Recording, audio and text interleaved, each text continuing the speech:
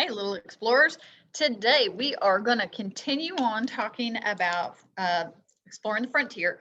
In our last lesson, we were talking about Jefferson and Monroe, and President Jefferson, at the time, he was our third president, he sent John Monroe to France to see if he could get Napoleon to buy some land from him that was in the United States. So let's look at our map.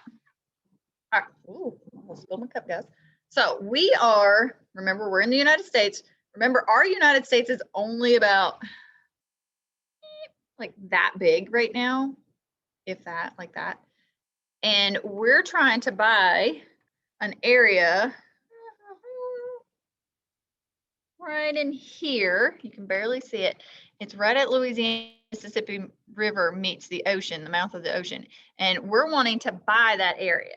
Okay. So, oh my goodness, what's his name? What is his name? The president.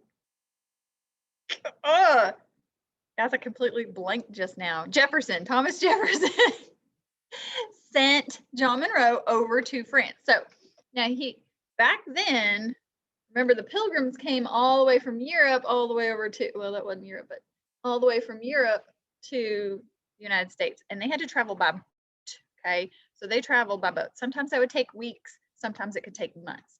But where John Monroe is going is right here. He's going to France, okay? So he's having to travel all the way from here to here, okay? So today, we're going to listen to see if, oh, I'm sorry, not John Monroe, James Monroe. Oh, gosh, I've been saying his name wrong. Too many James and Johns and Jefferson. It's too many.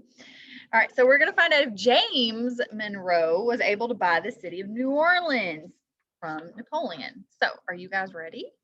All right, first thing we got to do is we got to talk about some vocabulary words. Brilliant, very bright or smart with original ideas. The judge said that only the most brilliant student could win the trophy. Clever, able to quickly and easily solve problems.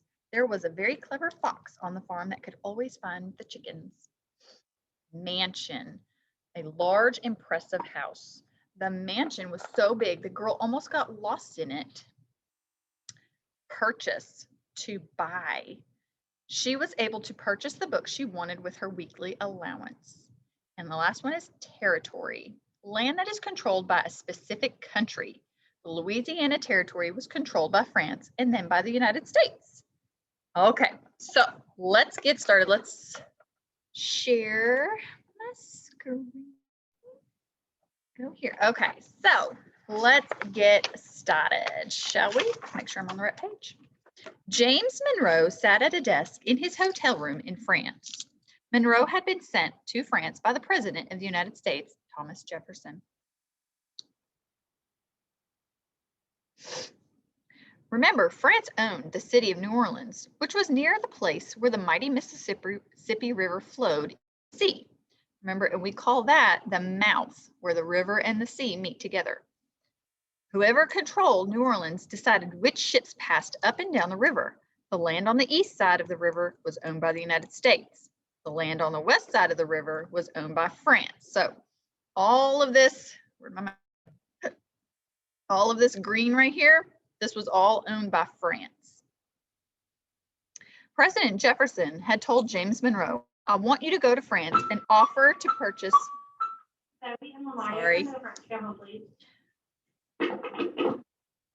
President Jefferson had told James Monroe, I want you to go to France and offer to purchase or to buy the city of New Orleans from Napoleon. Napoleon needs money to buy supplies for his soldiers and sailors who are fighting in a series of wars. If he will sell New Orleans to us, he will receive the money he needs, and we will gain control of the Mississippi River.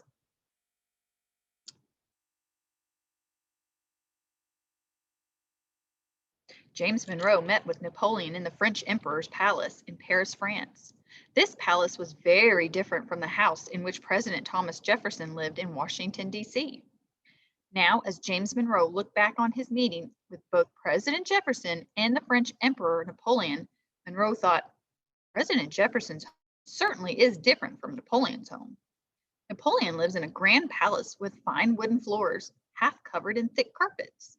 The walls are bright with expensive wallpapers. The furniture probably costs a lot of money. When Napoleon is dressed in the fanciest clothes and sits on that throne, talks and everyone else listens because they are afraid of his power and because they hope he will do favors for them. So remember, an emperor is like a king and have the same kind of powers.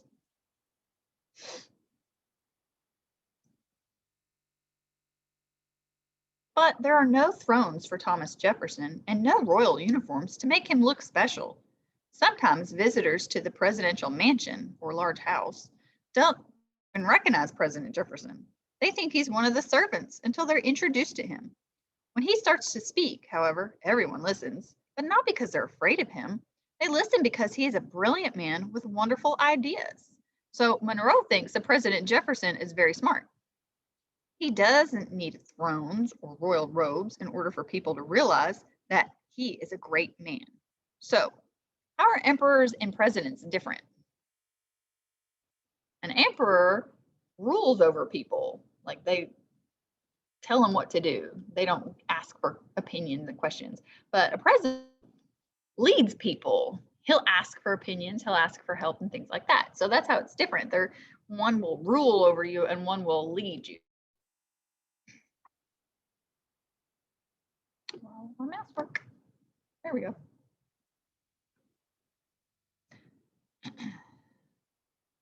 So this is Napoleon. This one is Thomas Jefferson, and this one is Napoleon. Well, James Monroe thought, I suppose I should be fair. Napoleon may not be my sort of person, but he is very clever. Once you're talking seriously with him, and he is about to do a great favor for the United States. Remember, clever means that he's smart.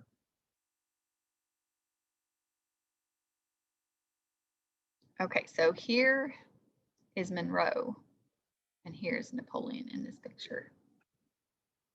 Monroe remembered his last meeting with Napoleon, during which Napoleon had told Monroe, I have thought over your president's offer to buy the city of New Orleans. I have decided that selling New Orleans to the United States of America will not bring me as much money as I need. Uh-oh. Instead, I will sell you New Orleans and all the lands owned by France between the Mississippi River and the Rocky Mountains, which is called the Louisiana Territory. Okay, so he's not just wanting to sell New Orleans right here. He's wanting to sell all of this that's green. Okay, so this is the Louisiana Territory. We will sell this land to you at a fair price. So did Napoleon just want to sell New Orleans? No, he wanted New Orleans and all the area around it, okay? So hearing this, Monroe realized with a shock, that is as much land as there is already in the entire United States of America. Overnight, we could have a nation twice as big as it is right now.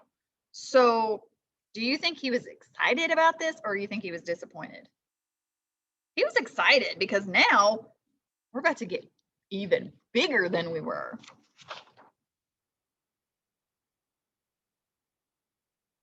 Somehow, Monroe had kept himself calm enough to answer Napoleon, Your Majesty, this is indeed a marvelous opportunity. I cannot accept your offer, however, until I present it to President Jefferson and receive his answer. I will write to him at once. Now remember, there's no phones back then, okay? No computer, no internet, no phones. In Monroe's time, there was no phone or email, so Monroe had to write a letter to Jefferson. The letter would have to travel over the ocean in the same kind of ship that Monroe had traveled on when he first came to France. It would take several weeks for Jefferson to get Monroe's letter and even longer for Monroe to get Jefferson's answer. So if it took 2 weeks to get that letter to or from France to the United States, and then it would take another 2 weeks maybe to get the letter back from the president in the United States to Monroe in France. So that could be almost a month, possibly even 2 months, depending on how long it actually took them to get it.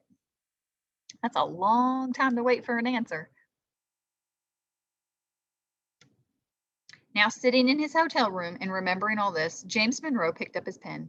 I need to finish my letter to President Jefferson, he thought, and then I can send it to him by the first ship sailing across the ocean in the United States.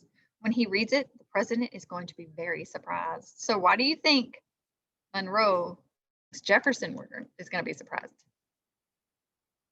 Yeah, because not only is he getting New Orleans, he's getting all of the Louisiana Territory too.